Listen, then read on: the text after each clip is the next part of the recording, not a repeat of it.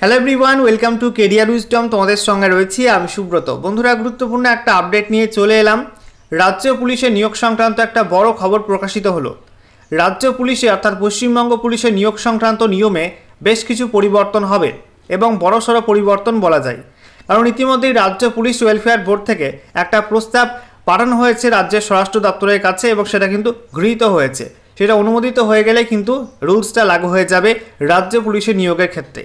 এই নিয়ম চালু হলে রাজ্যের যারা এসআই রয়েছে, পশ্চিমবঙ্গ পুলিশে এসআই, তারা কিন্তু বেনিফিট পাবে অনেকটা, এবং যারা ভবিষ্যতে রাজ্য পুলিশে বা পশ্চিমবঙ্গ পুলিশে এসআই পোস্টে চাকরি পাবে তাদের জন্য কিন্তু একটা খুবই খুশির খবর। তো বন্ধুরা, পশ্চিমবঙ্গ পুলিশের নিয়োগের ক্ষেত্রে কী নিয়মে পরিবর্তন হচ্ছে এবং তাতে কীভাবে বেনিফিট পাবে এসআইরা, সমস্ত কিছু পরপর জানাবো আজকের ভিডিওটির মাধ্যমে। ভিডিওটা ভালো লাগলে অবশ্যই লাইক এবং শেয়ার করে দিও। সেই সঙ্গে নতুন দর্শক হয়ে থাকলে লেটেস্ট ভিডিওর আপডেট সর্বপ্রথমে পাওয়ার জন্য চ্যানেলটিকে সাবস্ক্রাইব করে নিয়ে পাশে থাকা বেল আইকনে ক্লিক করে অল নোটিফিকেশন অপশানটিকে অন করে রাখবে। লেটেস্ট আপডেট তোমরা সবার প্রথমে পেয়ে যাবে। বন্ধুরা, এই মুহূর্তে তোমরা দেখতে পাচ্ছ গুরুত্বপূর্ণ একটা আর্টিকেল, যেটা আজকের বর্তমান পত্রিকায় প্রকাশিত হয়েছে। বলা হচ্ছে রাজ্য পুলিশে তৈরি হবে 41টি পদ, প্রস্তাব গেল স্বরাষ্ট্র দপ্তরে। সম্প্রতি রাজ্য পুলিশে এসপি পদমর্যাদা 17টি এবং অ্যাডিশনাল এসপি পদমর্যাদার 24টি নতুন পদ তৈরির প্রস্তাব গৃহীত হয়েছে।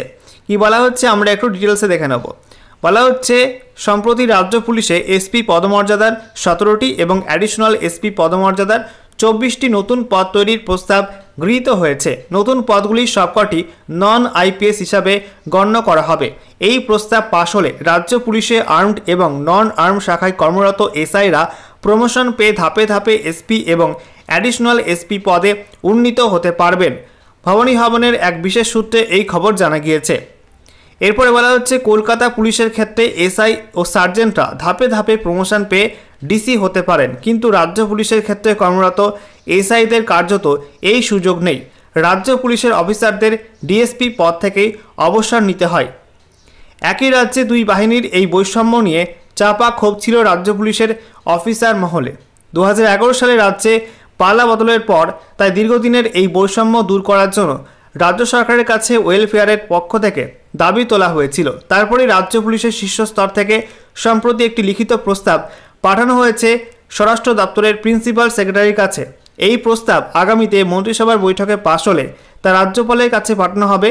নবান্ন সূত্রের খবর, চলতি বছরের এপ্রিল মাসের গোড়ায় রাজ্য পুলিশের এক শীর্ষকর্তার কাছ থেকে পাঠানো প্রস্তাবে বলা হয়েছে অ্যাডিশনাল এসপি পদমর্যাদার 24টি নতুন পদের সবকটি রাজ্যের বিভিন্ন জেলা ও পুলিশ জেলার ট্রাফিক পুলিশের জন্য বরাদ্দ করা হয়েছে। অন্যদিকে এসপি বা কমান্ডেন্ট পদমর্যাদার 17টি নতুন পদ রাজ্যের 6 পুলিশ কমিশনারেটের, ট্রাফিকে 2, এছাড়াও home guard, civil defence, SCRB, Barrackpore police training school, এছাড়া মানবাধিকার কমিশনের জন্য বরাদ্দ।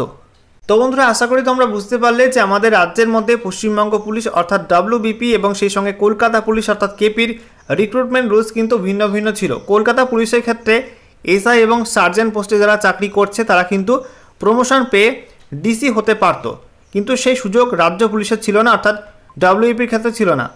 এখন থেকে এই নিয়মটা পরিবর্তন হলে ওয়েস্ট বেঙ্গল পুলিশ বা পশ্চিমবঙ্গ পুলিশে যারা এসআই পোস্টে চাকরি করছে বা চাকরি পাবে আগামীতে, তারা কিন্তু প্রমোশন পেয়ে এসপি হতে পারবে, আবার অ্যাডিশনাল এসপি হতে পারবে। তো পশ্চিমবঙ্গ পুলিশের এসআইদের জন্য কিন্তু একটা ভালো খবর এই রিক্রুটমেন্ট রুলসটা পরিবর্তন হলে।